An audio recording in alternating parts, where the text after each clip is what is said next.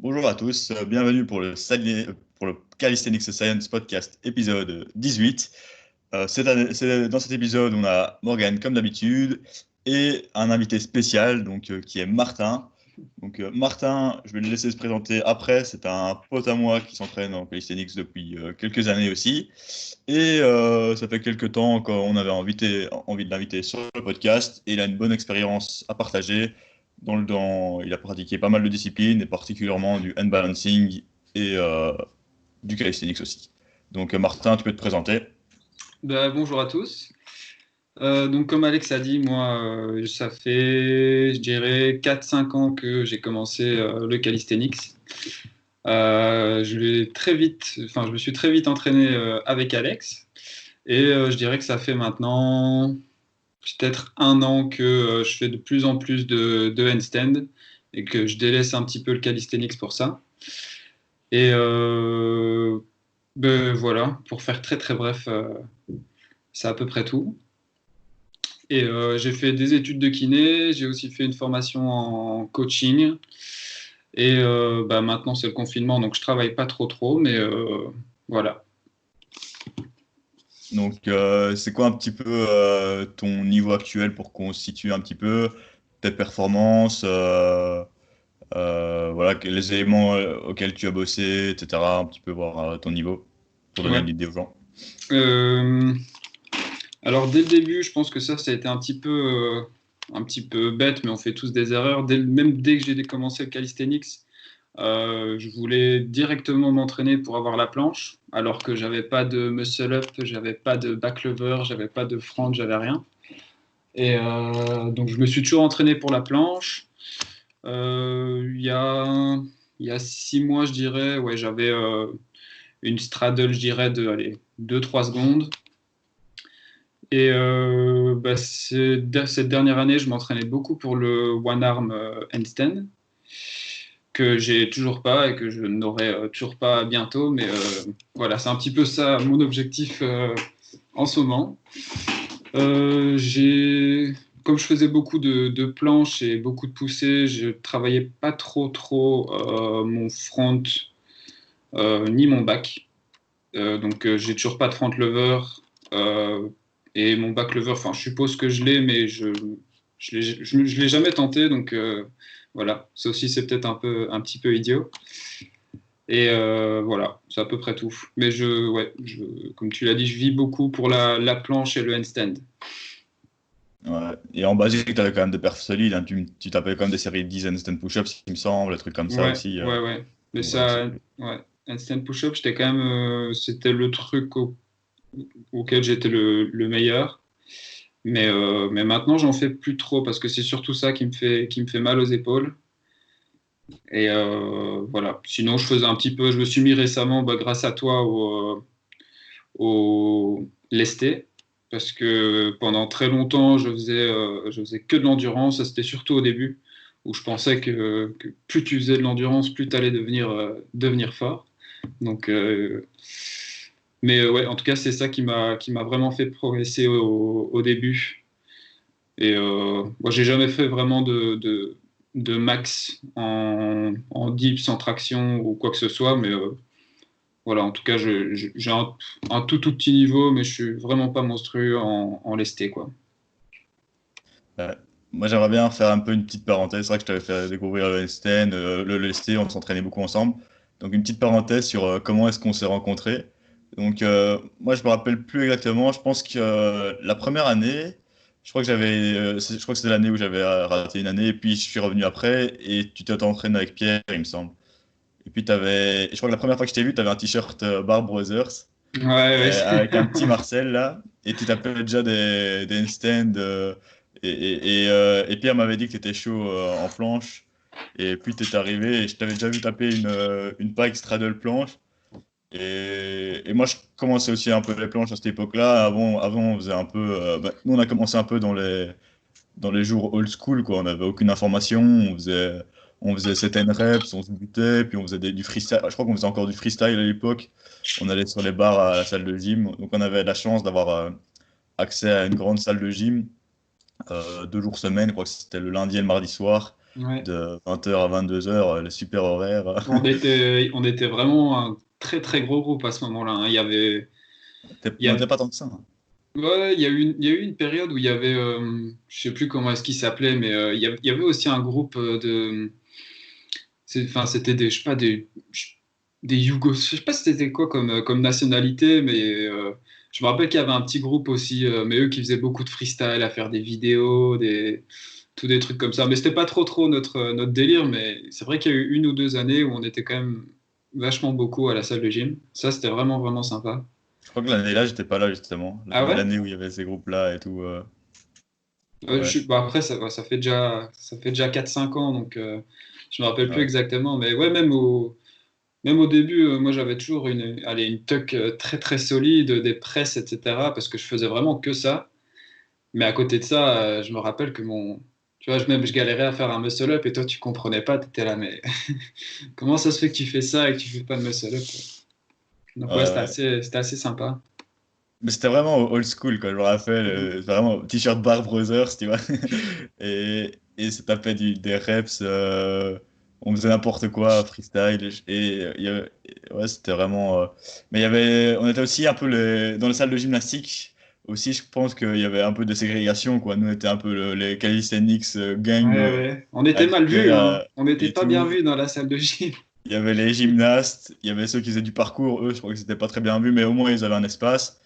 Nous, on était un peu à part, on se mettait entre les gymnastes, ceux qui faisaient les freerunners, et Ouais. puis il y avait tous les étudiants qui s'entraînent aussi pour les Et tests. je me rappelle que quand je suis parti aux États-Unis que j'ai découvert un peu le street workout calisthenics, et c'était l'époque où c'était les Bar Brothers qui étaient vraiment populaires sur YouTube, avec, je sais plus exactement son prénom, Lazare, c'est pas Ah, comme ça qu'il Lazare s'appelle. et Et c'est de là Novovich. où moi, au tout début, je me suis dit, ouais, il me faut un t-shirt Bar Brothers. Donc ouais, c'était assez sympa. Ouais. Et Ça a bien changé depuis. après, on a quitté cet esprit-là pour taper plus des planches que du Bar Brothers. C'est vrai qu'on était fort, fort planche. On a toujours été planche, hein. Ouais.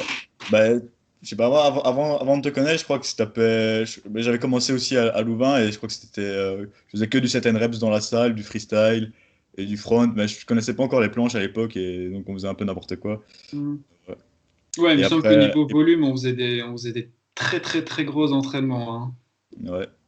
Ouais, non, bah, on s'entraînait vraiment sérieusement le lundi, mardi et puis les autres jours, on allait en muscu ou quoi et on faisait des autres trucs Mm. un peu bizarres. Ouais, ouais, bah, c'est un peu les débuts, hein, les bons jours. Donc ensuite, récemment, ben tu as quand même pas mal eu d'expérience d'entraînement et tout, t'étais plus orienté force. Qu'est-ce qui t'a fait passer au handstand donc tu as été faire un séminaire très important, très intéressant en Turquie. Donc parle-nous un petit peu de tout ce changement vers le hand balancing. Donc, si je me rappelle bien, ben, ce qu'il y a, c'est qu'à force de faire des planches, des planches, des planches, ben, j'étais devenu assez fort en handstand et c'était mon gros point fort. Donc, je pense pendant quelques années, j'en faisais pas mal. Puis, je faisais vraiment, enfin, je réussissais à faire quand même pas mal de handstand push-up sans assistance. Et puis, bah, de fil en aiguille, je me suis dit, tiens, le one arm, ça a l'air intéressant. Je regardais des vidéos, etc. Et mon objectif numéro un, c'est un peu transformer de planche à one arm handstand. Et du coup, il y a un moment donné où je me suis dit, bah, pourquoi pas essayer de. Je sais même plus comment est-ce que je suis tombé sur Internet sur justement cette retraite-là que j'ai été faite en Turquie.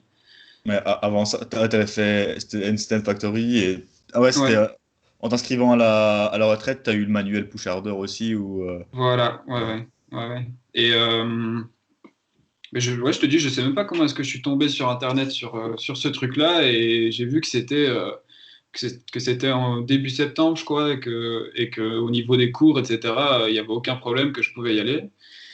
Et je me suis dit, bah vas-y, si je veux un peu monter le niveau et prendre ça sérieusement, bah voilà, ça peut être un truc sympa. Et bah voilà, donc j'ai été à ce truc-là, c'était hyper, hyper intéressant. Et voilà, je me suis rendu compte que, enfin, à ce moment-là, avant de partir, je pensais que j'étais que j'étais pas dégueulasse en handstand et que j'étais pas si loin que ça du one arm. Et je me suis un peu pris une claque dans la gueule en arrivant là-bas en me disant ouais, ta technique elle est pas au top.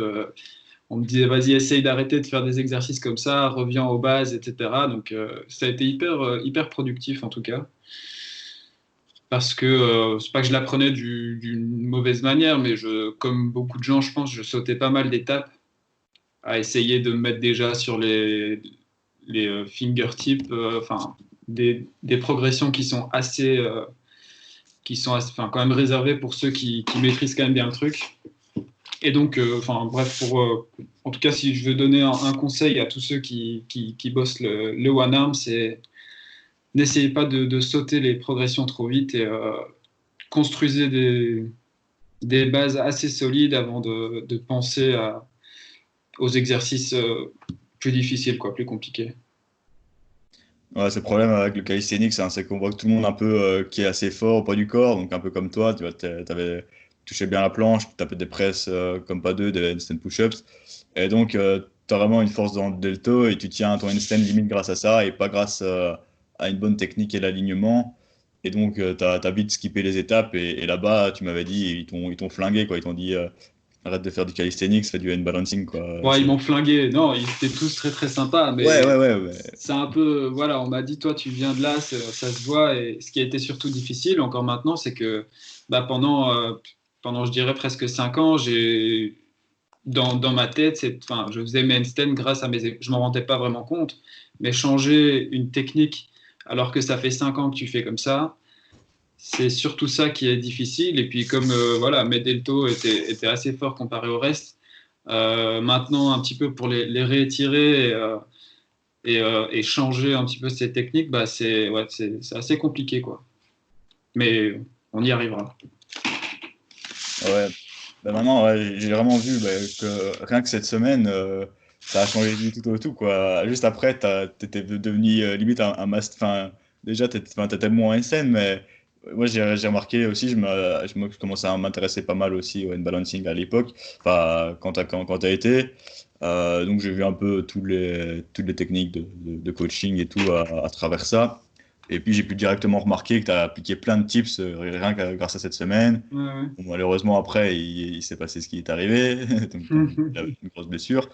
Mais après, même pendant l'année et tout, quand on relancé, j'ai vu vraiment que tu as cleané. Et encore récemment, là, bah, t'as directement changé ton schéma et tu Ouais, sais, ouais. tu sais ce qui est mieux là-dedans, quoi. Donc, tu as réussi vraiment. Enfin, comme quoi, cette semaine, ça t'a vraiment ouvert les yeux aussi. Ouais, ouais, pas mal. Et puis, moi, je trouve ce qui est fort difficile, et surtout, par exemple, pour ton cas, qui est quelqu'un de fort massif, c'est un petit peu réussir à corriger ces petits degrés enfin, souvent, c'est la flexion d'épaule, et quand on a des deltos antérieurs qui sont assez forts à force de faire des planches sur les dernières années, bah, c'est difficile à récupérer une mobilité complète. Enfin, ouais, Ouais. alors avec des épaules assez raides, quoi. Je trouve que c'est surtout ça le plus compliqué. Donc maintenant, voilà, je fais vraiment beaucoup moins de force et j'essaie d'être le plus mobile possible avant de repenser à me remuscler, quoi. Ouais. C'est un Ouais, petit peu ça l'idée. dans le balancing, c'est quand même important, tu vois. Bah, tu dis mon cas qui est massif, mais je pense pas que c'est à cause de la masse de mes muscles et autres. C'est peut-être juste à cause d'un conflit qui m'empêche d'avoir cette flexion d'épaule optimale, voire même minimale. Et je pense que tout le monde n'est pas capable de l'avoir. Enfin, même les grands hand balancers en parlent aussi. Et je pense qu'anatomiquement, il y a parfois des conflits qui se passent. Moi, je sens parfois que c'est mon trapèze qui me bloque plutôt parce que je crois pas que c'est à cause de la masse dans le delto. Et peut-être que c'est un conflit au niveau de l'épaule. Et donc, Mhm. tu peux pas avoir une flexion suffisante. Mais ça se travaille quand même grâce à une bonne élévation. Donc, si tu es fort en élévation, si tu arrives à bien pousser avec, ouais, avec tes épaules, avec le musculateur de la scapula vers le haut pour pouvoir être bien, pour pouvoir gagner quelques degrés supplémentaires de flexion. Ça te permet d'avoir un alignement correct, pas parfait, mais Ouais, ouais. correct. Tu peux quand même pratiquer. Et donc voilà, même maintenant, j'apprends très lentement et j'améliore très très lentement aussi, et voilà, ça commence à ressembler à quelque chose, mais ça sera jamais parfait, Ouais, évidemment. ouais. Tandis que Après, je certaines pense personnes que auront un alignement beaucoup plus correct, très rapidement, et qui ont, voilà, ça dépend, tout le monde est différent, quoi. ouais, ouais. Mais je pense que c'est clairement possible d'avoir un one arm quand tu regardes par exemple les breakdancers, où il y a même certains gars de calisthenics qui sont très très forts et qui ont appris le one arm tout seul. Je pense honnêtement que avec le temps, même si j'avais pas appris tout ça, je pense que je l'aurais eu à un moment donné, mais la forme aurait été pas Ouais, dégueulasse, mais maintenant j'accorde vraiment beaucoup d'importance à l'alignement, etc. Et j'ai envie d'avoir un one arm clean et pas un truc qui se fait, enfin, je vais dire à l'arrache, mais y en a qui font ça à l'arrache et ils y arrivent quand même, quoi. Mais c'est juste que, voilà, ouais. Moi, j'accorde quand même maintenant beaucoup d'importance à la technique, quoi. ouais. Là, tu peux me parler un peu de l'exemple que tu m'avais dit avec le type qui avait des basiques tellement solides qu'il a rentré le one arm, là, Ouais, tu vois. ouais, ouais. Bah, donc au début, ouais, j'avais rencontré un gars, bah, il parle pas français, donc il pourra pas se reconnaître de toute manière, mais un gars qui m'a dit, lui, bah voilà, moi, je me fais coacher, je fais uniquement des lignes, quoi, des straight handstand. Et, euh, et moi, je le regardais un petit peu bizarre. Je me dis, mais enfin, le one arm, c'est quand même autre chose que simplement l'équilibre droit, quoi. Et en gros, ce mec-là, tellement il avait des bases solides et tellement il était bien élevé au niveau des épaules, ben, avec un petit peu, deux, trois conseils et un petit peu de technique, ben, le gars, il a réussi à débloquer, je pense, 6-7 secondes de one arm sur la semaine, quoi. Enfin, un truc de dingue. Alors que moi, après la semaine, je me suis dit, ah ouais, en fait, mon one arm, je sais même pas si dans un an je l'aurai parce qu'il y a tellement de petits trucs à corriger. Alors que moi, je faisais déjà des exercices les plus avancés. Je pensais qu'ils étaient appropriés pour moi, mais pas du tout, quoi. Donc ça revient un petit peu à ce que je disais au début, rester aux fondamentaux et essayer vraiment de les maîtriser à 100%, quoi. Ouais. Quand tu dis fondamentaux, tu dis vraiment, par exemple, 5 séries de 60 secondes ventre au mur perfect form ou des trucs comme ça, Ouf. ou les tucks, les head-in et des bazars comme ça aussi. Ouais, j'ai pas envie de dire enfin voilà, Ouais, il n'y autant a de pas de truc séries, magique, hein. de machin, parce que moi j'ai jamais été trop là-dedans. Je fais plutôt au feeling. Voilà, si je suis fatigué, je m'arrête. Si je sens que je peux continuer, je continue. Mais ouais, beaucoup de straight, je trouve que ça ressort énormément. Et je pense Morgan va pouvoir confirmer beaucoup de tuck, tuck, Ouais. tuck, tuck. C'est vraiment l'élément à maîtriser, je pense, avant de pouvoir penser à passer à autre chose. Et je trouve aussi tous les petits drills avec la tête rentrée, ça aussi c'est quelque chose enfin, qu'on on pense peut-être pas forcément comme ça, mais c'est quelque chose qui améliore l'alignement à fond, à fond, à fond, et c'est des petits trucs à travailler qui améliorent la technique. Voilà, avant de penser à, comme moi je l'ai fait, à essayer de se mettre sur la pointe des doigts. Enfin, voilà, c'est des trucs que je recommande pas tout de suite. Là, c'est comme Pierre, on voit, on a un pote. Après, c'est normal, hein, on a tous envie d'essayer. On se dit, ouais, ça tombe, si j'arrive avant les autres, ça va être possible. Mais voilà. Si on veut s'amuser un petit peu, ça peut être sympa. Mais c'est vrai, moi, je recommande pas du tout, en tout cas, de faire ça dès le début, quoi. Ah ouais, il y a quand même l'aspect de s'amuser, donc les gens Ouais, préfèrent. ouais, ouais. C'est aussi en explorant qu'on s'amuse, mais Mais après, tu renforces des mauvais schémas ouais, neuronaux, etc. Donc, c'est pas forcément top, quoi. ouais, ouais, je suis d'accord. Ouais, ouais. Et donc, ouais, donc tu as encore des objectifs de force. Et ils t'ont pas, est-ce qu'ils t'ont parlé un peu de combiner la force et les handstands ou pas du tout? Parce que tu as encore des questionnements. Euh, Ils m'ont pas réellement parlé de ça, et même moi, c'est toujours quelque chose que j'essaye de. Enfin, je cherche toujours un petit peu la routine parfaite, même s'il n'y a pas vraiment de routine parfaite, mais pour vraiment réussir à combiner, j'ai pas envie de délaisser le calisthenics parce que voilà, j'ai déjà eu un petit niveau et j'ai envie de pousser la chose encore plus loin. Mais maintenant, j'ai vraiment envie que ma routine soit orientée presque à 100% vers le one arm.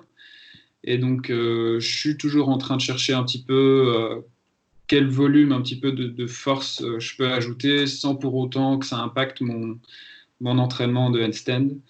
Donc, honnêtement, j'ai pas encore vraiment trouvé, je pense, ce qui marchait le mieux pour moi. Pour le moment, je suis en 3 fois semaine full body calisthenics. Même ça, je pense qu'il faudrait que je réduise un petit peu le volume pour plus me concentrer sur mes entraînements handstand, quoi. Moi, je pense qu'il y a des mouvements qui sont un peu moins impactants, quoi. Si tu peux, moi, tu peux faire plus de tirage, tout ce qui est poussé, là, c'est clair Mm. qu'il faudra limiter le volume. Et puis, pour la force, il suffit de se dire, un mouvement bien fait 2 fois semaine, ça peut te faire progresser. Donc, même faire du front lever 2 fois semaine, peut-être une Ouais, ouais. fois un rappel basique de force de planche. Et puis, si tu bosses un peu tes shapes comme la presse ou la Stalder press, ça va te faire progresser sur la planche. Mhm. Mais j'ai vraiment l'impression que la planche me donne vraiment beaucoup de fatigue au niveau des épaules. Ouais. Et ces derniers mois, en tout cas, c'était vraiment mon questionnement sur, voilà, j'ai envie de récupérer une straddle, mais j'ai aussi envie d'avoir mon one arm. Donc, et je suis toujours en train de me dire, OK, je fais peut-être un petit peu de planche, un petit peu de handstand, et puis au final, je reviens toujours au même point. Enfin, en tout cas, pour moi, c'est soit la planche, soit le handstand, et pas les deux, quoi. Le front, je peux clairement le combiner. Mais voilà, donc je pense cette année, je vais un peu plus délaisser la planche pour le handstand, quoi. Ouais. Bah, ici, on est surtout sur le Calisthenics Scene podcast. Donc, nous, on est Ouais, plutôt ceux qui font du calisthenics et accessoirement du handstand. ouais. Donc, toi, tu penses, ce serait quoi le minimal pour s'entraîner un peu en handstand? Donc, allez, t'as un gars qui fait du calisthenics un peu comme nous depuis 2 3 ans. Il a envie de se lancer un peu en handstand. T'aurais quel quoi comme conseil à lui donner un petit peu à ce niveau-là? Bah alors, ce que je lui conseillerais, s'il a en tout cas pas envie de changer ses entraînements de calisthenics, c'est peut-être de travailler le handstand avant ses entraînements. Donc, de le garder dans la même routine, mais ouais, de le faire peut-être, je sais pas, je dirais en fonction de son niveau et comment est-ce que ça le taxe au niveau de sa fatigue, mais peut-être aller 10 15 minutes, peut-être 20 minutes si le gars il est assez solide avant ses entraînements. Parce que je pense que le handstand, ça ne te demande pas énormément de force si tu sais déjà tenir correctement. Donc ouais, je dirais de le faire au début de ses routines, avant, et peut-être pendant ses jours de repos, mais toujours avec un volume assez bas. Je dirais plutôt plus de fréquence et moins de volume. C'est C'est- quoi comme volume en gros, ça serait des séances de 15 minutes, quoi. Ouais, voilà, je pense peut-être pas plus pour que voilà, les jours de repos, ce soit quand même réellement des jours de repos et pas que le handstand commence à impacter la fatigue, la récupération, etc., quoi. Mais après, chacun est différent, hein. Je pense qu'il y en a ceux qui ont déjà un handstand assez solide, moi avant, pendant mes jours de repos, ou même avant, je faisais des entraînements de handstand le matin et je m'entraînais en calisthenics l'après-midi. Vu que j'avais un bon petit niveau et j'avais l'habitude de travailler à gros volume, ça m'impactait pas vraiment. Donc je pense que chacun est différent, mais pour quelqu'un qui débute, voire intermédiaire, je dirais de les faire ouais, 10-15 minutes, 15 minutes avant ses entraînements. Ce serait ce que je recommanderais en tout cas. Ouais. Ouais. Après, Ouais, je avec sais pas si Morgan. vous avez des avis différents. Bah, Non, avec je suis Morgan, là. d'accord sur le plan du fait qu'il faille privilégier plutôt la fréquence que le volume par séance. Déjà parce qu'on perd rapidement en qualité dans un entraînement de handstand avec la fatigue. Donc ça, de un. Et également de 2 parce que c'est assez technique comme apprentissage et que ça bénéficie d'une plus haute fréquence d'entraînement. Donc je suis assez d'accord avec le 4-5 fois par semaine, peut-être même 6, et plutôt des séances courtes, même comme tu l'as dit Martin, de préférence. Si on peut répartir ça en 2 séances par jour, c'est pas mal de faire la handstand le matin et la force après-midi.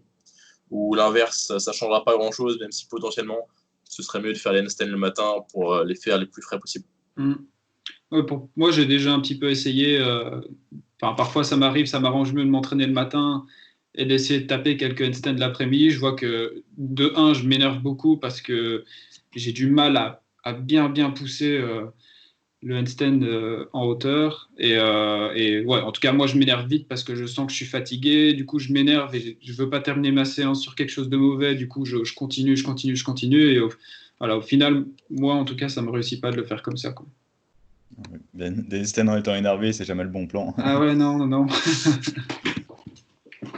C'est vrai que l'approche de 2 fois par jour, c'est quelque chose qui marche vraiment, c'est super sympa. Il faut juste pouvoir se le permettre, mais je pense que c'est la solution idéale pour mixer Mhm. calisthénie et handstand.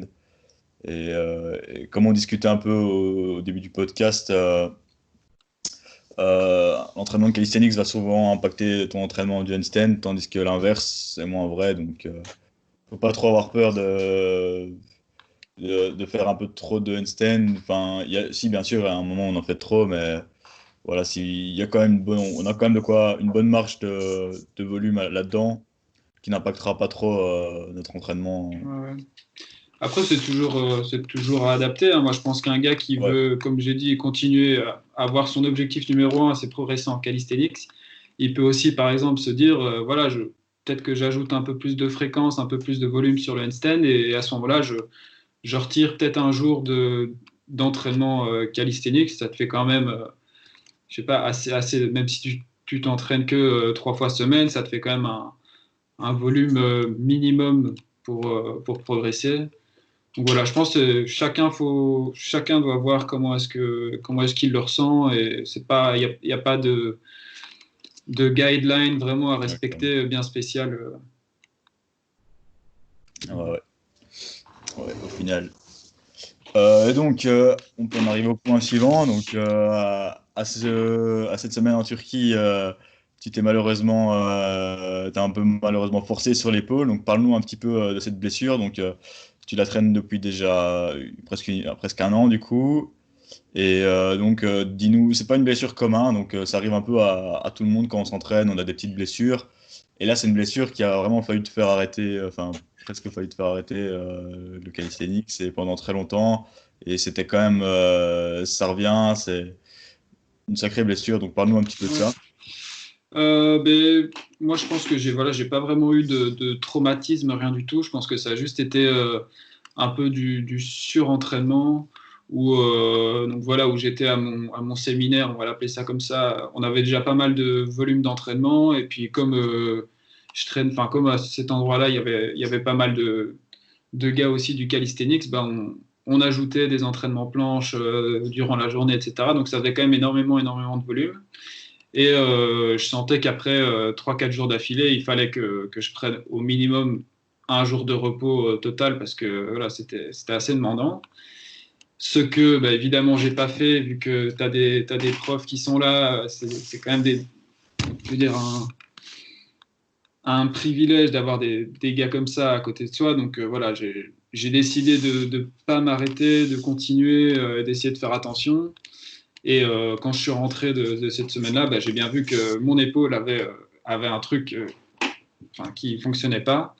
Et à mon avis, que j'ai fait de très idiot, c'est que bah, je pense même beaucoup de gens dans ma situation auraient fait pareil. Je pense que quand on a un certain petit niveau et qu'on sent une petite gêne, une petite blessure, on n'a pas forcément le recul, surtout quand c'est avec soi-même, de se dire voilà, peut-être que je devrais arrêter mes entraînements et prendre soin de cette blessure ou de cette gêne. Et non, moi à la place, je me suis dit putain, je ressens un petit truc quand je fais des handstand push-up, et j'en faisais encore plus en espérant que ça allait partir, tu vois. Enfin, je refusais vraiment d'arrêter de m'entraîner pour ça, surtout que je venais d'apprendre plein de trucs, donc je voulais vraiment changer ma routine et appliquer tout ce que j'ai appris. Et donc pendant, je dirais, pendant un petit mois, 3 semaines, un mois, j'ai continué à m'entraîner avec cette gêne-là, sans pour autant penser que ça allait m'impacter sur le long terme. Et bah, écoute, évidemment, j'ai vu des kinés, j'ai vu des ostéos, j'ai été un peu voir pas mal de monde. Et, et donc à un moment, j'ai été faire une échographie parce que je me suis arrêté de m'entraîner pendant un mois, je pense, au début. Et donc j'ai été faire une échographie et on m'a dit que j'avais un conflit sous-acromial avec 2 tendons fissurés.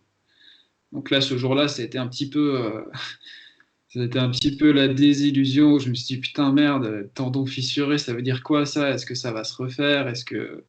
Enfin bref.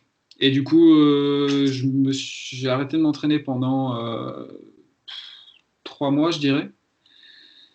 Et ça aussi, peut-être, ça n'a pas été la meilleure solution non plus.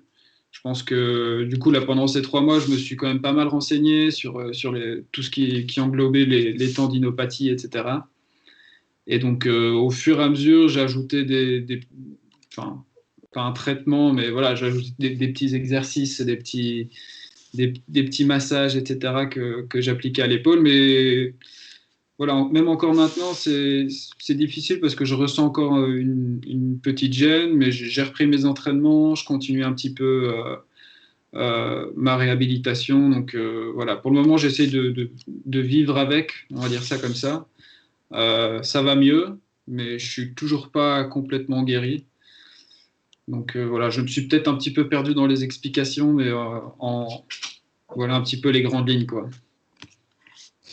Ouais, c'est toujours dur à gérer hein, quand la blessure en général, ça arrive rarement, c'est rarement aigu, ça vient souvent, t'as souvent des petits signes précurseurs et on est souvent un peu dans le déni, on a envie de titiller un peu ça, se dire ça va fonctionner, parfois non, et parfois ça marche, hein, parfois moi j'en ai eu deux, trois, j'ai eu parfois deux, trois gènes, j'ai titillé dessus, ça a été. Et personnellement, la seule blessure qui m'a vraiment ralenti pendant longtemps, c'était une petite blessure qui est assez commune aussi. Je connais deux, trois personnes qui ont eu ça en front lever. Je crois que c'était un muscle profond du dos ou le trapèze inférieur. Je pense que c'était dans cette zone-là. Et ça me blessait que en front lever. Donc, et que dans les progressions avancées. Donc, à l'époque, j'avais eu je crois que je venais de bien débloquer mon front.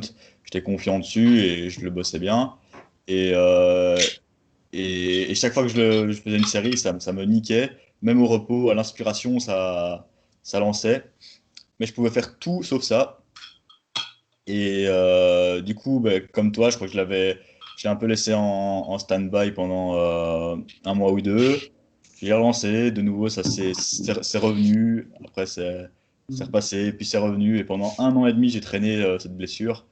Et je crois que ça arrive souvent et on n'a parfois pas envie de l'accepter. Et il faut peut-être prendre le temps de ne pas le faire, mais de trouver des exercices qui vont permettre de la soigner, quoi. Donc, Mhm. c'est la gestion de la blessure. Ouais, je pense avec un poil de recul et d'après ce que j'ai lu, etc.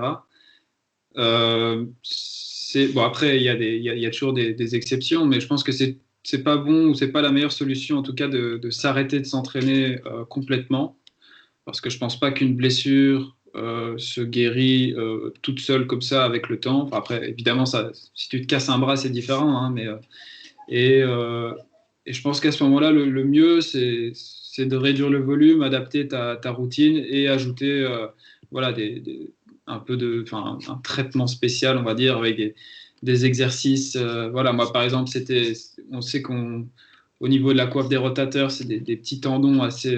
Et il y en a même plusieurs.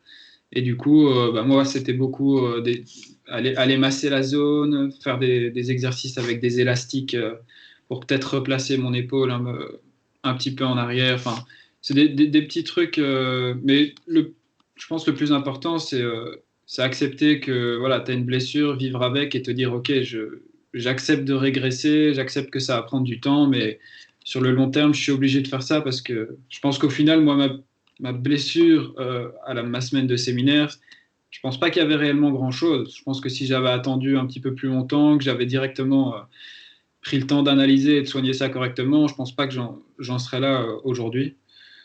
Mais après, quand c'est sur soi, c'est jamais facile d'être objectif, quoi. Ouais.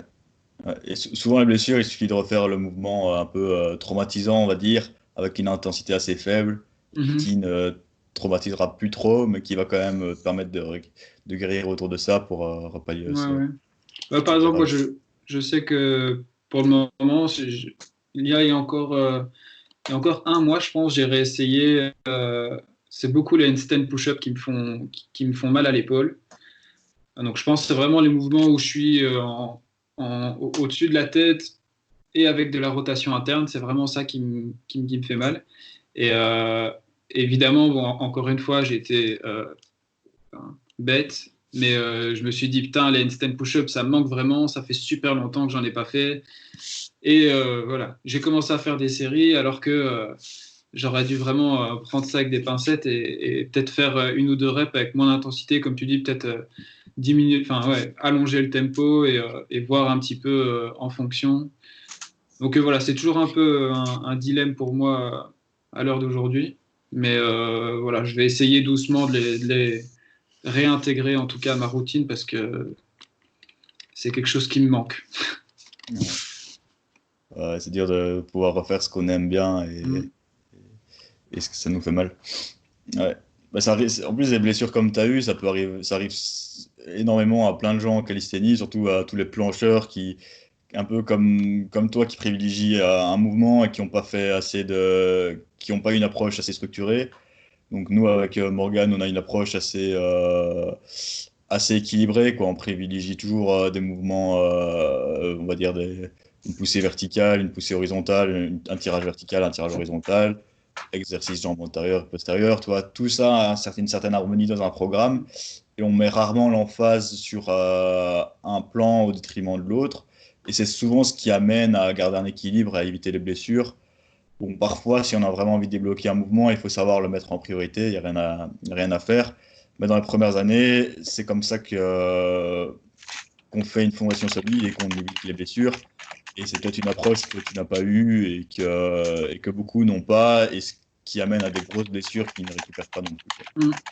Ouais, clairement, Si clairement. on continue comme ça. Après, c'est vrai que quand on commence, on n'a pas forcément toutes les infos nécessaires pour. Et pourtant, moi, on m'avait prévenu, hein, mais c'est juste que, voilà, moi, dès le début, et c'était un peu stupide, voilà, tu commences pas le calisthenics en voulant une planche. C'est quelque chose qui s'obtient avec les années et il faut prendre ça progressivement, quoi. C'est un peu.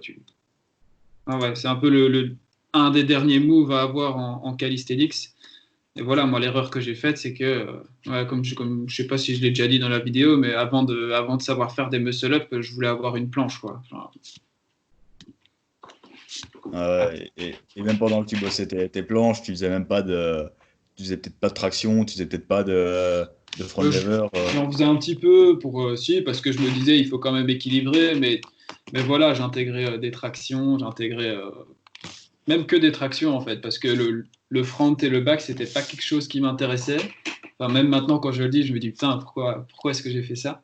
C'est pas quelque chose qui m'intéressait, donc je l'ai pas forcément intégré. Et même encore maintenant, là, où je fais vachement plus de tirage horizontal, je me dis, bah ouais, j'ai quand même eu vraiment, il y a eu un déséquilibre à un moment donné, parce que je peux pas être aussi bon en poussée et à la fois être aussi mauvais ou intermédiaire, on va dire, en tirage, quoi.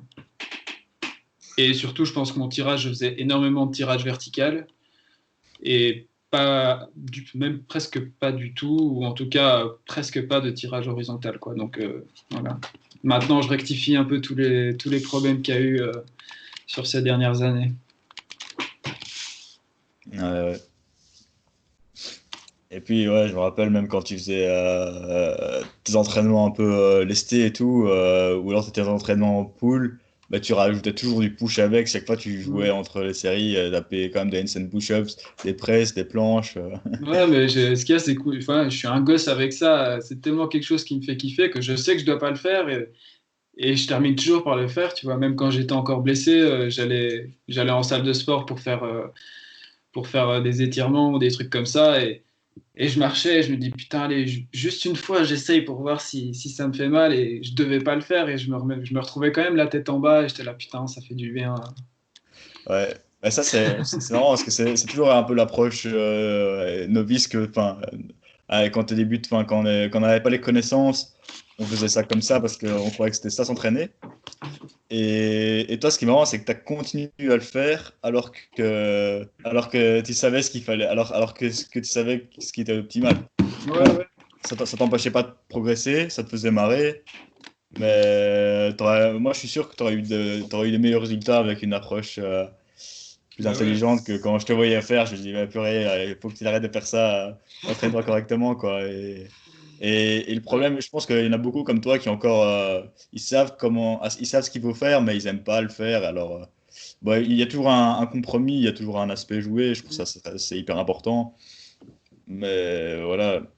Je me rappelle quand on s'entraînait ensemble, on se disait toujours allez, je suis sûr à Noël, on aura la planche, c'est sûr, là on l'aura. Et puis chaque fois arrivé à Noël, on se disait putain, allez, fin de l'année, on aura notre planche. Un peu têtu, quoi, mais bon, c'est comme ça, hein, on fait chacun nos erreurs. Ouais, chaque fois, moi, je basculais sur du street lifting ou sur autre chose. Et puis toi, on ne voyait plus trop. C'est vrai qu'à chaque fois aussi, il y a des moments où on s'entraînait beaucoup ensemble et puis on se voyait plus trop. Ouais, Et moi, je me rappelle aussi une période où tu avais beaucoup fait de street lifting, tu avais beaucoup progressé là-dedans et tu avais gagné, mais en force de dingue sur tes handstand push-ups. ouais, de dingue. Bah, ça a été un peu ma révélation, on va dire, parce que évidemment, moi au début, je me suis mis au calisthenics parce que je voulais pas commencer. Même au tout début, il y a beaucoup de gens qui commencent par la muscu et puis qui shiftent vers le calisthenics. Moi, ça n'a pas du tout été comme ça. Et c'est pour ça que mes progrès ont été assez lents au début, où je faisais vraiment que de l'endurance. Et même de me lester, je voulais pas parce que je me disais non, il faut que j'arrive sans. Enfin voilà, un peu têtu, quoi. Et, euh, et voilà, quand je me suis dit, allez, je vais essayer, quand je te voyais toi qui faisais tes entraînements et tout, je me suis dit, allez, je vais m'acheter une ceinture, je vais commencer à faire ces trucs-là. Et mes progrès, je pense, en 3-4 mois d'entraînement constant, enfin, les progrès ont été monstres, quoi. Ah ouais, Donc, ça, je me rappelle. ouais. Mais à l'époque, je m'intéressais pas du tout aux techniques d'entraînement, etc. Pour moi, dans ma tête, c'est plus t'en faisais, plus vite tu allais progresser, tu vois. Il y a même un moment donné où je me rappelle, j'allais m'entraîner avec toi, j'allais courir le matin, j'allais faire du crossfit le soir, et puis j'allais faire un match de foot, et je rentrais chez moi, j'étais ouais, là c'est bien ce que je fais, je suis à fond et tout, alors que non, tu vois, c'est débile de faire ça. Ah ouais, c'est vrai que tu avais une période CrossFit Ouais. avec le Tu football. me lynchais d'ailleurs. Ouais, ouais, chaque fois on disait retourne. Ah, il est pas là, il va pas faire du CrossFit. Ah, Ouais, ça, ouais. Ouais, on c'est te pour ça verrait pas. aussi, je pense que j'ai pas trop progressé rapidement, c'est juste que je voulais faire plein de trucs à la fois, et voilà, quoi, c'est pas non plus le truc recommandé si tu veux faire des progrès en calisthénique, ça c'est vite, quoi. Ouais, c'est ça, hein. On a eu des périodes aussi, on se disait on veut la planche, mais à côté de ça, on devait nager 2, 3 fois semaine, on faisait du foot, enfin, tu vois, il y avait de l'interférence qui se passait, et donc parfois on n'était pas dans les meilleures conditions, hein, Ouais. Morgane, pour l'ensemble.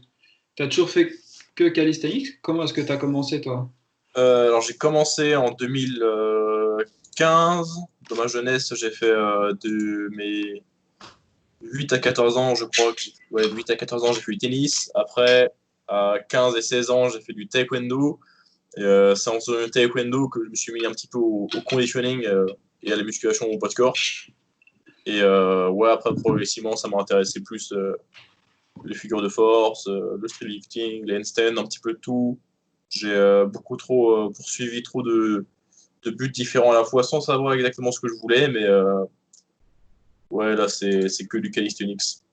Et enfin, petite parenthèse, là, t'as plus maintenant des objectifs de street lifting ou de statique, toi? En fait, ça dépend. En fait, je sais que je serai jamais un monstre en statique parce que enfin, j'aurai jamais de full planche, je pense, par exemple. Parce que Comment ça? je fais 1m82, 83 et j'ai un peu de jambes. Donc la full planche va être très dure, par exemple. Mais je pense que c'est totalement réaliste que j'ai un front. Peut-être dans 5 ans, une straddle planche. Et je fais du street lifting parce que bah, ça m'intéresse parce que je sais que je peux être meilleur en street lifting qu'en statique. Et aussi parce que j'aime bien la musculation aussi. Donc pour l'hypertrophie, le street lifting, ça c'est intéressant. Donc au niveau des objectifs, je me sers du street lifting dans mes cycles d'hypertrophie et de force. Parce que ça fait vraiment bien l'affaire pour l'hypertrophie et que j'aime bien ça. Et ensuite, je fais plus de skills du coup dans des cycles de skills qui ont été potentialisés par les mois précédents de force et d'hypertrophie. J'ai l'impression que j'entends Alex. Bah oui, pareil. En fait. Mon approche. Donc là, en ce moment, je fais beaucoup plus de skills, particulièrement du front. Mais il y a encore un petit peu de street lifting, et il y a beaucoup de handstand. Mais il y a quelques mois, il n'y avait pas du tout de front, et il y avait quasiment que du street lifting. Et bah, j'en ai d'ailleurs fait une compétition il y a 2 mois, la compétition d'Alexandre, de Gwendal et d'Albert. Donc, d'ailleurs, j'étais très dégoûté de ne pas pouvoir participer. Je voulais venir, mais mon niveau était tellement. Je voulais même pas venir parce que je voulais même pas m'afficher comme ça. En street lifting ou en statique? Ah ben tout. C'est juste que je pense que c'était vraiment la période où j'étais à la fin de mes 3 mois d'arrêt et du coup, je savais même plus si je savais encore faire 15 tractions d'affilée, tu vois. Et enfin, voilà, je voulais même pas essayer une planche. J'étais encore dans l'optique, faut que je me repose, parce que je voulais vraiment plus me reblesser et aggraver ce que j'avais déjà, quoi. Ouais. Donc au global, sur l'année, j'arrive à faire un peu de tout, quoi. J'arrive à faire street lifting, handstand et un peu de skill, mais j'ai assez peu fait de skill dans ma carrière. J'ai beaucoup plus fait des basics. Et tu fais aussi beaucoup de tennis, hein, ça tu l'as Et dit je de fais sport, aussi pas mal de tennis. Bah, là, avec le confinement, je peux plus du tout en faire. Mais je reprends le tennis là, depuis un peu moins d'1 an. Je refais du tennis. Mais ça va, j'arrive à équilibrer franchement le tennis et le calisthenics parce que vu que j'ai génétiquement une très bonne génétique pour les jambes, j'ai besoin de très peu de volume pour gagner en force ou en masse musculaire dans mes jambes. Du coup, bah, y a pas trop de fatigue locale du tennis transmise au calisthenics, où je m'en sors assez bien. Et justement, comment est-ce que tu fais un peu pour incorporer le tennis sans qu'il impacte ta récup au niveau de tes entraînements? Bah, niveau du timing, c'est toujours mieux si je peux séparer les deux déjà. Et de préférence, dans une journée, je privilégie d'abord la séance de street, puis plus tard dans la journée, la séance de tennis. Parce que la priorité, ça reste le calisthenics. Et qu'il y a plus de chances que le tennis me fatigue pour le calisthenics que l'inverse. Parce qu'il y aura une fatigue un petit peu plus systémique sur le tennis. Parce qu'il y a plus de stress métabolique et qu'il y a plus de volume en termes de durée de pratique et de temps efficient d'effort, quoi, disons. Et également, lorsque les deux sont un petit peu collés, comme c'est souvent le cas lorsque j'enchaîne l'un puis l'autre le midi, je m'assure d'avoir des protéines et des glucides entre les deux. Donc souvent un shaker de whey et une banane, avec pourquoi pas dans mon eau du dextrose, de façon à limiter au maximum le potentiel catabolisme et également de pas trop perdre en performance dans l'un ou dans l'autre. Donc en gardant bien sûr pas mal de glucides sur le moment, quoi. Ok. Donc c'est pas optimal pour les progrès dans l'un ou l'autre, mais des bons progrès dans l'un ou l'autre. Et on va les couilles d'être le plus fort possible dans 1 an, je vais être correctement fort dans 5 ans, quoi. Oh, c'est bien. C'est une bonne approche. C'est bien d'équilibrer un petit peu les deux parce que je pense que je risque de perdre plus la motivation si je fais que l'un ou que l'autre. Alors que si je fais les deux, s'il y a de la variété, ça reste plus fun pendant plus longtemps. Et parfois, il y a des pertes de motivation quand je fais que du street. Donc, ajouter un petit peu de tennis, bah, ça m'amuse pour le tennis. Et ça me plaît davantage de revenir ensuite sur de l'entraînement en résistance lorsque j'ai fait pas mal de tennis et que ça fait 2 jours que je n'ai pas fait de street. Je pense que c'est la même chose ici dans le calisthenics. On aime bien aussi faire du street lifting et des skills. Peut-être que si depuis le début on avait fait que des skills, on aurait été plus fort là-dedans, quoi. Après, c'est vrai que parfois qu'on a fait un peu de street lifting de base, ben, c'était un peu à des bons moments et c'est là que ça a un peu potentié notre force sur les skills. Mais dans le street lifting, il y aurait des mouvements qu'on aurait moins intérêt à faire, quoi, si on voulait être meilleur en statique. Donc c'est aussi de nouveau, on peut progresser dans les deux, on ne pourra pas progresser optimalement dans les deux, quoi. Enfin, donc faut rester, faut accepter le fait de progresser à un rythme plus lent, mais dans des trucs qui nous plaisent. Ouais, en fait, pour combiner optimalement le street lifting et les statiques, Faut déjà pas chercher à faire les deux en même temps sur des mêmes cycles d'entraînement, donc c'est bien de favoriser l'un puis l'autre. Il n'y a pas besoin de beaucoup de volume pour maintenir un niveau dans quelque chose. Il faudrait potentiellement des données, des études qu'on a là-dessus, entre 1/9 et 1/3 du volume qu'on faisait par le passé pour maintenir nos adaptations. Donc franchement, c'est très peu. Et du coup, ça nous permet, moi ce que je recommande lorsque on veut travailler sur deux choses à la fois, c'est de mettre le focus sur l'un et mettre l'autre à maintenance, donc d'accorder les 3/4 de notre énergie, de notre temps, de notre volume sur le mouvement principal sur lequel on veut progresser. Et ensuite 1/4 sur la maintenance des autres skills sur lesquels on veut juste maintenir notre niveau en attendant un autre cycle d'entraînement pour progresser dessus. Et sur le long terme, comment mettre le focus sur l'un ou sur l'autre? Eh bien, je pense que c'est assez malin de faire comme je fais en ce moment, qui est lors des phases d'hypertrophie, se servir davantage du streetlifting et de mettre les skills en maintenance, donc avec assez peu de volume, en restant assez loin de l'échec, et même avec une assez faible fréquence, il n'y a pas besoin d'avoir une haute fréquence. Et ensuite, sur les cycles de force, progressivement réincorporer plus de skills, et ensuite sur les cycles de skills, faire quasiment que du coup, des skills et garder uniquement en accessoire, assez léger, plutôt vers la fin de séance, le streetlifting si on veut le maintenir. Donc, même s'il y a certainement... si vos handstand push-up progressent, vos dips ne vont pas régresser. Quoi. Et au niveau de la durée de vos cycles, est-ce que quand vous faites vos cycles de force, ils prennent quand même plus de temps que vos cycles de skill, ou vous faites plus ou moins le même temps? En fait, ça dépend. Vas-y, Alexandre, réponds d'abord. Je sais pas, j'allais dire, en général, la force, c'est un peu équivalent au skill parce que tu vas travailler quand même le facteur nerveux. Après, si ta priorité est quand même les skills, tu vas peut-être faire plusieurs cycles de skills, un peu peut-être. Tu vas peut-être faire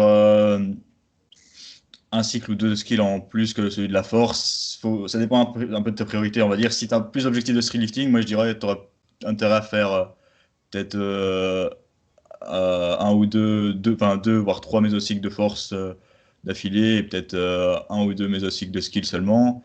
Et avant ça, il faut toujours aussi un cycle un peu d'hypertrophie, ou même tu pourrais faire un cycle d'hypertrophie spécifique à la force, spécifique au streetlifting, puis un cycle spécial force streetlifting, voire un deuxième. Et ensuite, tu pourras faire un cycle spécifique skill d'hypertrophie et puis un cycle d'intensification skill. Ouais, en fait, il y a plein de manières de faire. Mais en général, pour avoir des vraies adaptations en hypertrophie, plus on avançait, il faut plus de temps. Donc, si tu as vraiment envie d'avoir des adaptations en hypertrophie, il faut quand même faire des cycles plus longs. Donc, ce sera souvent deux cycles de plutôt 6-8 semaines. Ou alors tu peux faire même 3 fois 4 semaines. Mais vraiment, essayer d'avoir au moins 12 semaines d'hypertrophie. Souvent, quand tu avances, c'est un petit peu plus intéressant. Et puis pour la force, ça devient un peu plus court. Et la force, c'est un peu les mêmes facteurs nerveux que tu travailles et les mêmes fourchettes de répétition, d'intensité que tu vas travailler que les skills. Donc ça va durer de 3 à 4 semaines aussi, 3, 4, 5 semaines. Et donc tu peux faire un ou deux mésocycles et puis tu mets tes priorités, quoi. Donc tu allais dire quoi toi, Morgane? Ouais, en fait, je suis pas tout à fait d'accord avec la fatigue nerveuse venant de l'entraînement de force. J'en parle tout le temps, mais il y a assez peu de données, même pas, qui nous disent que l'entraînement de force est plus fatigant du point de vue nerveux que l'entraînement d'hypertrophie. D'ailleurs, je pense qu'on pourrait avoir des cycles de force aussi longs que des cycles d'hypertrophie. Et il y a même des arguments pour faire des cycles de force plus longs que des cycles d'hypertrophie. Alors, c'est pas quelque chose qui est fait, c'est pas quelque chose qui est très populaire, mais puisque l'on maximise les adaptations de force avec moins de volume que les adaptations d'hypertrophie, dans le sens où pour faire des gains sur votre squat, par exemple, vous allez peut-être avoir besoin de 8 à 10 séries de force, mais pour faire des gains d'hypertrophie sur vos quadriceps, vous allez peut-être avoir besoin de au moins 15 séries de travail des quadriceps. Si vous me suivez, on a besoin de moins de volume pour la force que pour l'hypertrophie. Et du coup, moins de volume, ça correspond aussi à moins de fatigue accumulée. D'autant plus que pour les gains de force, on a moins besoin d'être proche de l'échec que pour les gains d'hypertrophie, vu qu'on a déjà une activation totale de toutes les unités motrices dès qu'on est sur des charges correspondantes à plus de 80% de notre 1RM. Donc on a moins besoin d'arriver proche de l'échec en force qu'en hypertrophie. Et de plus, vu qu'on aura plutôt tendance à surcharger un entraînement de force via l'intensité que par le volume, encore une fois, le volume moyen du cycle entier restera quand même plus bas. Donc, je pense que la durée du cycle, ça dépend pas principalement de si on est en cycle d'hypertrophie ou en cycle de force. Ça dépend de votre niveau d'avancement. D'abord, je vais expliquer pourquoi. Ça dépend de votre niveau d'avancement parce que plus vous êtes avancé, plus la fourchette dans laquelle vous allez pouvoir faire des gains en termes de volume va être faible. Je m'explique. Si vous êtes très avancé, vous allez avoir des bonnes capacités de récupération, mais vous allez aussi avoir besoin de beaucoup de volume pour faire des gains. Disons que si vous voulez faire des gains sur votre planche, vous avez besoin de 16 séries, au moins, par semaine, disons ça. C'est des chiffres totalement arbitraires. Disons aussi que vous êtes assez avancé et que vous pouvez récupérer de jusqu'à 20 séries de planches par semaine. Et ben vous avez un sweet spot en fait de volume à 4 séries, quoi, entre le 16 et le 20 séries, ce qui fait assez peu. Et si vous surchargez vos entraînements via l'ajout de séries, vous n'allez pas avoir beaucoup de semaines de surcharge entre ces 16 et 20 séries. Si vous êtes moins avancé, votre sweet spot va être beaucoup plus grand en fait, parce que même si vous avez des moins bonnes capacités de récupération, disons que vous allez pouvoir récupérer de 15 séries de planches par semaine, vous allez en contrepartie pouvoir progresser avec beaucoup moins de volume, peut-être uniquement 6 séries de planches par semaine. Et du coup, votre sweet spot sera potentiellement entre 6 et 15 séries par semaine, ce qui fait que vous aurez 9 séries potentiellement comment dire, vous avez donc cette fenêtre de 9 séries sur laquelle vous allez potentiellement pouvoir surcharger de semaine en semaine avec l'ajout de séries. Donc vous allez avoir potentiellement l'opportunité de faire des cycles plus longs tout en ayant à chaque fois des semaines de surcharge progressive productive. C'est un petit peu compliqué, mais lorsque vous êtes avancé, vous allez devoir être assez proche de l'échec ou assez proche de vos capacités de récupération maximum pour quand même faire des gains. Et c'est quelque chose qui n'est pas tenable sur le long terme. Disons que plus vous êtes avancé, plus vous allez avoir besoin de des intensités absolues hautes, donc un pourcentage élevé de votre 1RM pour faire des gains. Ça, on le sait parce que lorsque vous êtes plus avancé, vous avez beaucoup de chances d'être proche de votre potentiel maximum de masse musculaire et les gains de force par la suite vont venir via plutôt les éléments nerveux que les éléments de simplement vous avez plus de tissu musculaire à porter. Et ça, ce sera maximisé par des plus hautes intensités absolues. Au contraire, les débutants, on a des données qui nous disent qu'ils maximisent leur gain de force avec des intensités équivalentes à 60% de leur 1RM. Or, lorsque vous êtes sur des charges très lourdes dans l'intensité absolue, même si vous faites des singles, ça reste fatigant. Dans le sens où un single à 90%, ça reste quand même un RPE assez élevé. Donc naturellement, même si vous cherchez à limiter votre proximité à l'échec, si vous êtes sur des charges lourdes, donc en pourcentage absolu, vous allez quand même accumuler pas mal de fatigue. Donc lorsque vous êtes avancé, l'entraînement productif n'est pas un entraînement tenable sur beaucoup de temps. Alors que lorsque vous êtes débutant, vous avez tout un spectre de paramètres d'entraînement qui vont fonctionner et qui sont très variés. Vous allez pouvoir progresser avec une fréquence de 1 fois par semaine ou avec une fréquence de 4 fois par semaine, avec 6 séries de planches ou avec 15 séries de planches par semaine. Et du coup, vous allez avoir beaucoup plus, vous allez avoir une plus grande plage pour faire des gains, qui est une plage sur laquelle l'entraînement ne sera pas extrêmement fatigant. Donc, vous allez, en tant que débutant, pouvoir faire des cycles plus longs. Bon, voilà, ça c'était tout ça pour vous expliquer que lorsque vous êtes avancé, potentiellement, vos cycles vont être plus courts. Une autre chose qui va influencer la durée des cycles, c'est également la vitesse de surcharge progressive. Si vous rajoutez... ça c'est très important. Si vous rajoutez par semaine sur votre squat 1,25 kg, vous allez pouvoir faire ça pendant plus de semaines que si vous rajoutiez 5 kg par semaine. Ça, c'est évident. Et d'ailleurs, c'est même pas sûr de quel serait le plus intéressant. Serait-ce de surcharger plus agressivement, mais sur moins de semaines, ou de surcharger plus lentement, mais avec des incréments bien plus bas. Je pense que c'est potentiellement mieux de surcharger plus lentement avec des incréments plus bas, puisque c'est irréaliste de progresser de 5 kg sur votre squat par semaine. Alors que avec des incréments plus bas, vous allez bien plus matcher vos gains par semaine avec la surcharge que vous imposez. Donc, qu'est-ce qu'on a dit? J'ai dit, plus vous êtes avancé, plus vos cycles vont être courts, plus vous surchargez rapidement, plus vos cycles vont être courts. Plus vous êtes proche de l'échec, plus vos cycles vont être courts, plus vous allez accumuler de la fatigue rapidement, plus votre volume d'entraînement est élevé, plus vos cycles vont devoir être courts. Or, pour l'hypertrophie, on a besoin de plus de volume que pour la force. Donc ça, ce serait un argument allant dans le sens de des cycles d'hypertrophie étant plus courts que des cycles de force. Donc je crois que j'ai donné 4 points. Plus vous êtes avancé, plus vos cycles doivent être courts. Plus vous êtes proche de l'échec en moyenne sur toutes vos séries, plus vos cycles vont être courts. Plus votre volume est élevé, plus vos cycles vont être courts. Et quoi d'autre? Et plus vos incréments de surcharge progressive par semaine sont élevés, sont grands, plus vos cycles vont être courts. Donc ces 4 éléments, ça ne nous indique pas forcément pourquoi les cycles d'hypertrophie devraient être plus longs que les cycles de force. Ça dépend comment vous vous y prenez. Ouais. Moi, je pense qu'en pratique, souvent, dans les cycles d'hypertrophie, les exercices sont souvent moins. On choisit souvent des exercices qui induisent moins de masse musculaire en jeu. Donc, souvent, ce sera des exercices plus d'assistance. Donc, potentiellement, on génère moins de fatigue que les exercices polyarticulaires qu'on tape plus souvent et qui sont beaucoup plus spécifiques au lift maximal. Donc, il y a peut-être moins de structures musculaires qui sont mises en jeu.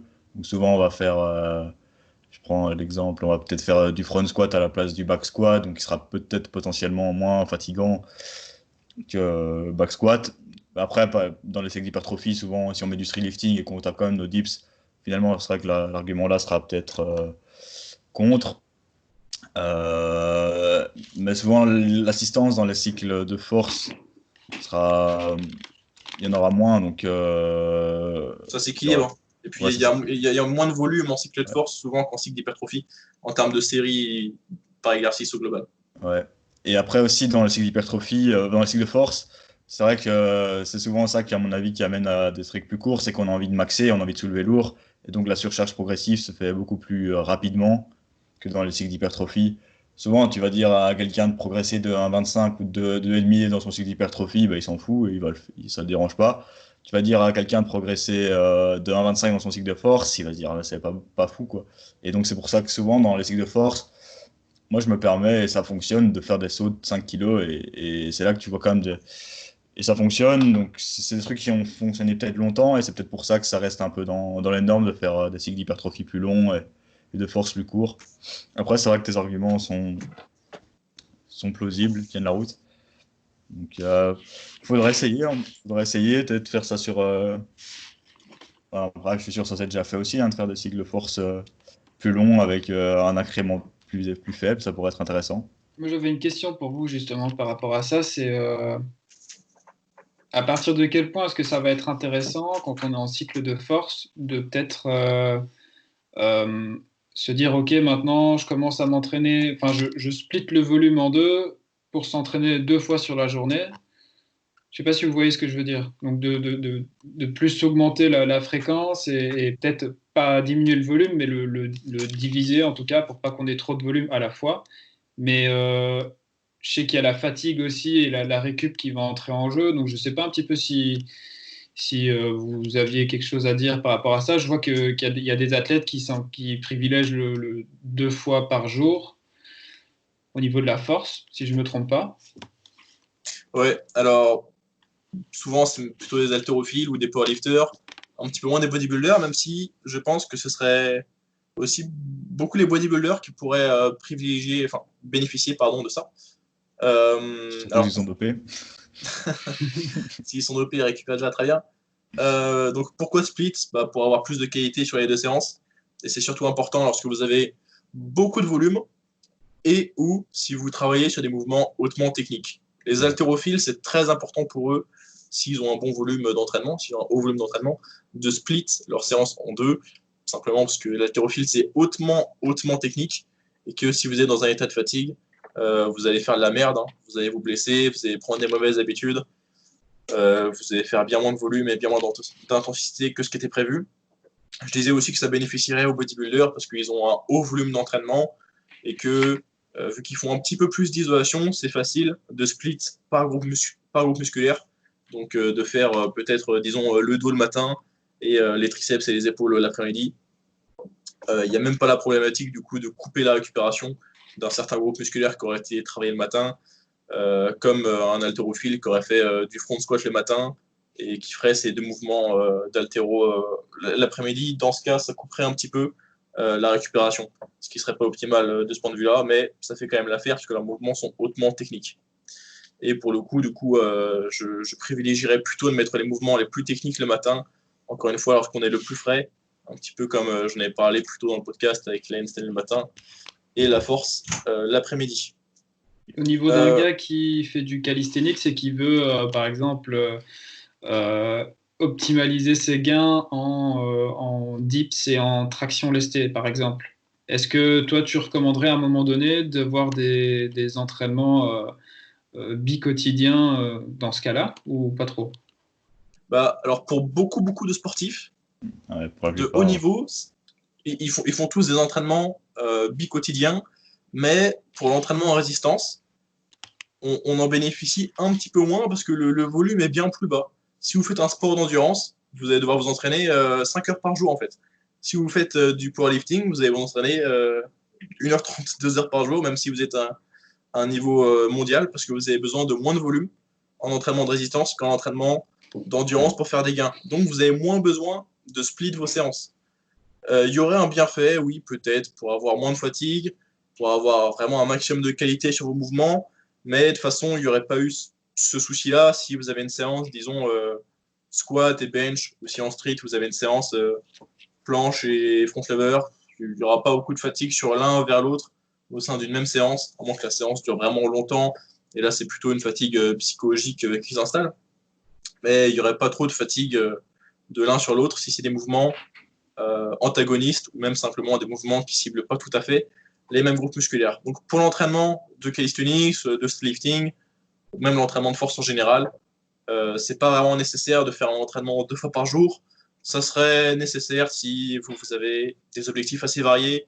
Donc si vous voulez à la fois progresser en hand balancing, en mobilité et sur vos skills en même temps, là ça pourrait être intéressant de séparer les séances, surtout que lorsqu'on devient très avancé en hand balancing, il faut faire vraiment un haut volume d'entraînement, donc des séances assez longues. Et c'est totalement irréaliste de faire 3 heures de handstand, puis faire des planches et des dips. Alexandre?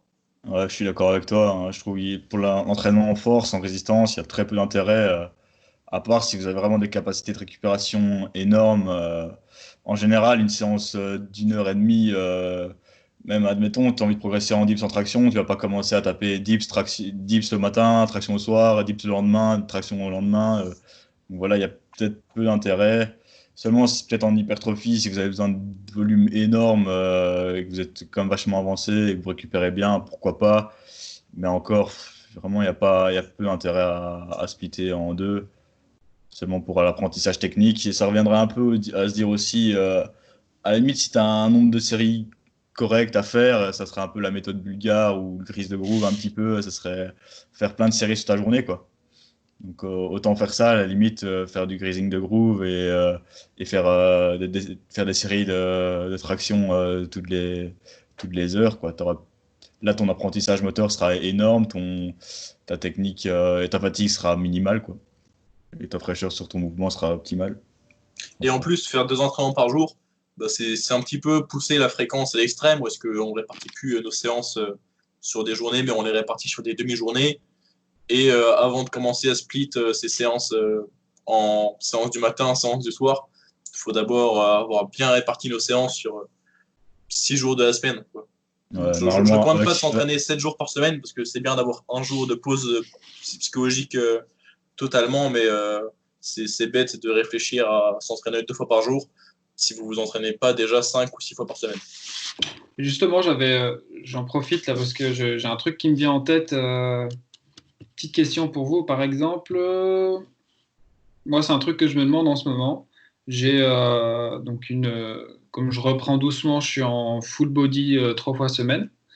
Et pendant mes jours de repos, je travaille beaucoup mon L-sit en hold max, mes compressions, et je fais aussi pas mal de dragon flag.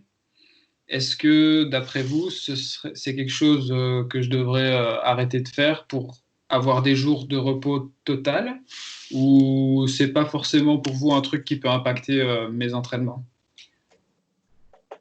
Moi, je pense que ça va pas tellement impacter tes entraînements. Après, il y aura moyen de les caler à un autre moment, peut-être à la fin de ton entraînement de full body ou, ou alors à la fin de tes entraînements end balancing, par exemple. Et ce qu'il y a, c'est que si tu veux, pour le moment, je fais beaucoup de handstand avant chaque session. Donc, j'en fais plus ou moins tous les jours, mais vraiment à petit volume.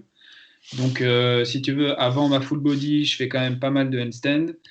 Ma full body, elle me prend quand même pas mal de temps. Donc, si je rajoute tout ça après, je me tape des séances au moins 3 heures sans mentir Ouais, non. parce que voilà, je prends quand même du temps. Donc, pour le moment, moi, j'ai pas l'impression que ça m'impacte, mais je ne sais pas si vous aviez peut-être des études ou quoi sur voilà, que les jours de repos, ils doivent absolument être respectés avec aucun effort. Moi, Non. j'ai pas l'impression qu'en tout cas, Il y a même ça impacte. il y a même des études qui montrent que faire, par exemple, un mouvement à une intensité hyper faible, par exemple 10% de ta RM, ça va t'aider à récupérer pour le lendemain. Ouais. Donc, mais après, là, c'est des mouvements qui vont être sur des muscles différents. Et après, voilà, est-ce que tu as besoin de 3 jours sur tes L-sit et tes Dragon Flag et V-sit pour progresser? Pas forcément. Donc, peut-être qu'avec 2 jours, tu aurais assez. Donc, tu Mhm. ferais 3 full body et 2 Ouais, jours abs. c'est ce que je Et fais en fait. J'ai trois tu jours auras full 2 jours de body et récup. 2 jours de corps. Après, j'ai pas envie d'intégrer plus d'exercices que ça parce que, enfin, tu vois, avant, je faisais quand même beaucoup plus d'exercices de ceinture abdominale, etc. Et j'essaye maintenant de vraiment choisir les exercices spécifiques qui me feront progresser. Par exemple, je vois mon Dragon Flag pour mon front ou mes compressions pour mes presses handstand, etc., quoi. Parce que ça, c'est aussi quelque chose qui m'avait étonné. J'en reviens à ma retraite là que j'ai été faire en Turquie avec vraiment un pro d'hand balancing qui m'avait dit que pour faire des handstands et pour faire des one arm, tu n'as pas besoin enfin,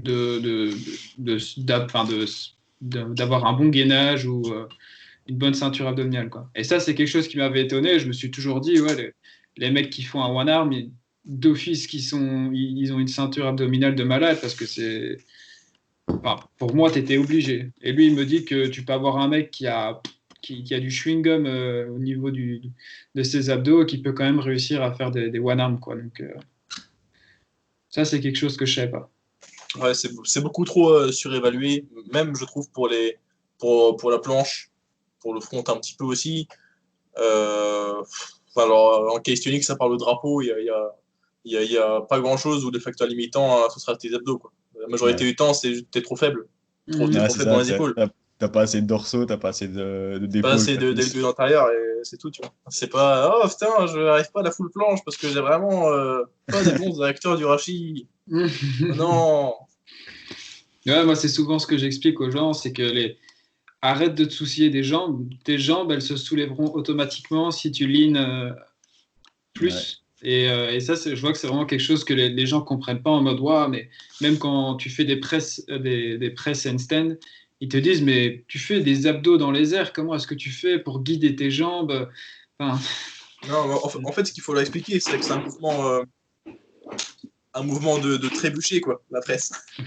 C'est parce qu'il y a un déséquilibre qui fait que votre centre de gravité, il passe plus entre vos pieds et vos mains, mais il passe au niveau de vos mains. Et naturellement, ça fait un effet catapulte et genre les jambes font presque naturellement l'extension de hanche toute seule si tu commences à partir en suréquilibre. Ouais. Quand tu rentres ta première presse, c'est comme ça que ça fait, hein. Ouais, ouais, c'est pas en couille. Bon, on a Et quand ouais, même. Martin, pour ta question, ouais, je pas répondu. Moi, je pense qu'il n'y a pas de souci à faire ta compression sur tes jours de repos. Je pense juste que c'est bien d'avoir peut-être un jour de repos par semaine pour un repos psychologique et pour penser à autre chose et ouais, ouais. pour autre chose dans la vie, mais c'est bien d'avoir du mouvement un petit peu quand même tous les jours. Et Mhm. puis surtout, si tes autres séances durent déjà un petit moment, tu n'aurais pas beaucoup de qualité à rajouter ta compression à la fin d'une séance Mhm. de 3 heures. Moi, justement, j'ai pas réellement de jours de repos total parce que mes jours de repos, je fais mes entraînements de split, mais enfin, séparés, hein.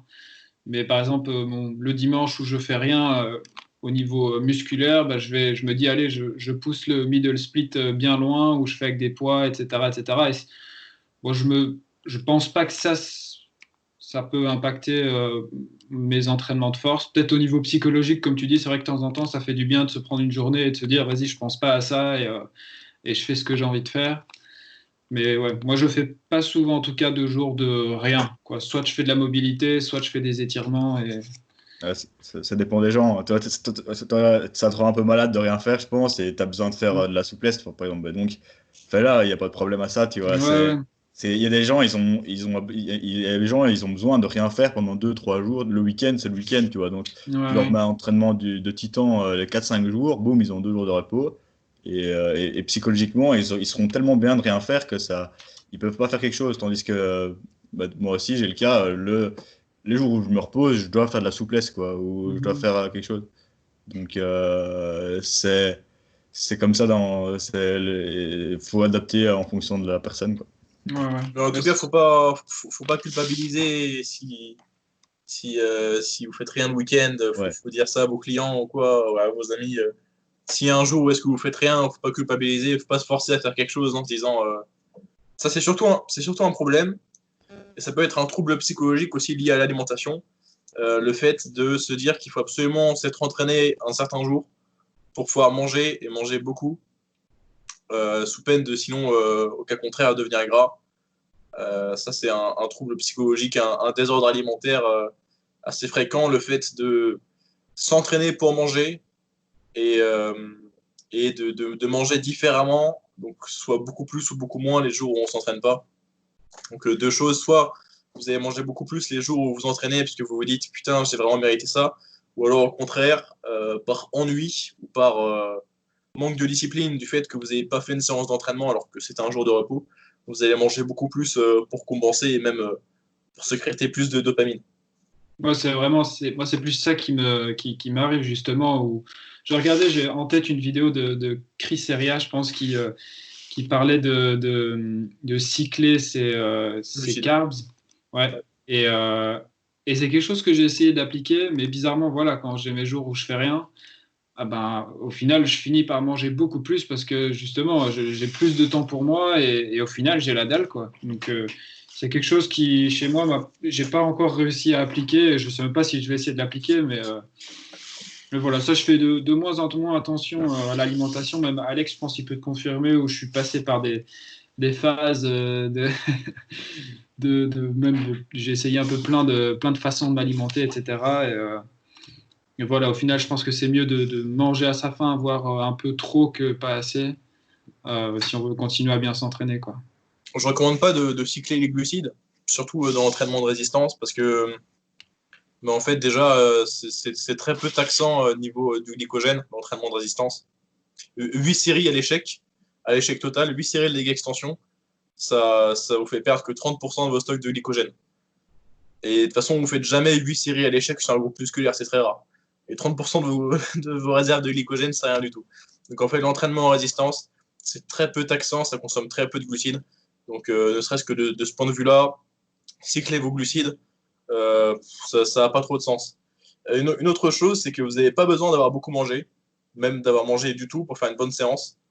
C'est surtout un placebo lorsque dans des études, les individus performent moins bien en n'ayant pas mangé, simplement parce que si vous prenez des gens qui ont l'habitude de s'entraîner à jeun, ils n'ont pas de perte de performance par rapport à s'ils avaient mangé au préalable. Alors que les gens qui ont l'habitude de manger avant de s'entraîner, c'est dans une étude, si dans une étude vous allez les faire pas manger avant de s'entraîner, ils vont avoir une perte de performance, mais c'est même pas une perte de performance, c'est un manque d'effort en fait, parce qu'ils vont se dire qu'ils seront moins performants du fait qu'ils n'aient pas mangé. Bref, tout ça pour vous dire que vous n'avez pas besoin de beaucoup de glucides pour performer correctement, même vous pouvez être en diète cétogène et totalement être bon en entraînement en résistance une fois que vous êtes adapté à la cétose, donc le cyclage des glucides. C'est pas dingue de ce point de vue-là, ça sert à rien de manger beaucoup de glucides, surtout si vous vous entraînez tard dans la journée parce que vous allez faire juste beaucoup de repas qui vont pas vous servir à grand chose, et d'ailleurs beaucoup de repas qui vont faire que vous aurez moins de calories à attribuer aux entraînements post-entraînement qui sont potentiellement plus importants parce que vous allez avoir besoin de plus de protéines et de plus de calories pour optimiser votre récupération et vos gains musculaires. Donc, ce qui est plus intéressant que le cyclage des glucides, si on veut quand même cycler nos calories, c'est de cycler nos calories par rapport à notre fenêtre anabolique. Alors la fenêtre anabolique, c'est pas ce qu'on croit, c'est pas une demi-heure, 1 heure après la séance. mais c'est plutôt 1 jour, ou 2 jours, ou 3 jours, selon votre niveau, suite à un entraînement de résistance, plus particulièrement un entraînement d'hypertrophie. C'est cette période pendant laquelle vous allez pouvoir élever votre synthèse protéique. Donc si vous êtes débutant, cette période va être plus longue que si vous êtes avancé. Et c'est sur cette période que c'est intéressant de consommer un petit peu plus de calories, donc d'être en surplus, parce que vous allez avoir l'opportunité de maximiser vos gains musculaires, pareil si vous mangiez à maintenance dans toutes ces heures-là, donc ces 24, 48, 72 heures qui suivent l'entraînement. Et au contraire, c'est même plutôt sur les jours d'entraînement et sur les repas précédant l'entraînement que vous allez pouvoir baisser vos calories pour du coup en attribuer plus sur les repas après l'entraînement. Donc, disons que vous vous entraînez à 11 heures et que vous avez 3 repas ensuite et un repas avant, ça ne sert à rien de bourriner les glucides sur votre petit déjeuner. Ça serait même plus malin d'attribuer plus de calories sur vos 3 repas qui suivent l'entraînement, donc vos repas de l'après-midi et du soir, parce que ça va optimiser votre récupération et vos gains musculaires. Alors que manger beaucoup sur votre petit déjeuner, en pensant que ça va vous donner de l'énergie pour votre entraînement, ça va simplement être faux. Ouais, ça je suis quand même vachement d'accord avec ce que tu dis. Même je me rappelle, même je pense que Alex s'en souvient aussi, où je me rappelle très très bien la fois où j'étais à la salle de sport où tu travailles là encore, où tu m'avais pris en vidéo, où je pense que ça a été mon max straddle planche. Et ben, j'étais justement dans une phase où je faisais pas mal de jeûnes intermittents et où j'essayais de réduire vraiment au max mes glucides. Et j'étais devenu assez... je maîtrisais pas du tout encore le truc, mais voilà, je sais que je mangeais vraiment peu de glucides à ce moment-là. Et, euh, et j'étais devenu quand même assez sec. Et c'est à ce moment-là où j'ai eu mes plus belles perfs en statique, quoi. Ok. Ouais, je me rappelle. C'était fou, t'avais séché à mort. On avait vu tes veines sur les deltos apparaître en peu de temps. Ouais, ça c'est la petite diète extrême aussi, hein. Sur le Mais, long terme, après, ouais, moi je voulais en revenir aussi avec le fait qu'on culpabilise quand on s'entraîne pas un jour de repos, mais on en discutait une fois aussi avec Morgane, c'est les jours où, enfin, au final, quand tu t'entraînes, un entraînement, ça apporte quoi en plus sur sur ta journée, ça t'apporte peut-être C'est 200 calories, c'est 300 entre calories. 200 et 300, quoi. Ouais, donc c'est pas parce que tu t'es pas entraîné que tu mérites pas. Et allez, je vais manger 2500 ou 2800 calories, ça change quasiment rien. Donc toi, tu mérites quand même de manger tes jours de repos et c'est limite plus important, surtout si tu as eu un entraînement intense la veille, comme on a dit. Donc voilà, faut pas trop se prendre la tête aussi avec ça. Les gars, je vais bientôt y aller, donc ouais, je vais aller m'entraîner aussi, moi. 1h20 qu'on a fait un bon petit podcast. En tout cas, c'était cool de t'avoir. Donc, j'aime vraiment bien avoir des invités sur la chaîne. Donc, ça permet vraiment d'avoir un partage d'expérience. Ici, on a abordé quelques sujets intéressants sur l'entraînement, le hand balancing, la blessure. C'était vraiment cool. Merci à vous, en tout cas, hein. C'était Euh, avec plaisir. un plaisir de t'avoir eu. J'espère que tes entraînements vont bien se passer, que tu vas progresser et que tu vas bien te retaper. Ça devrait aller.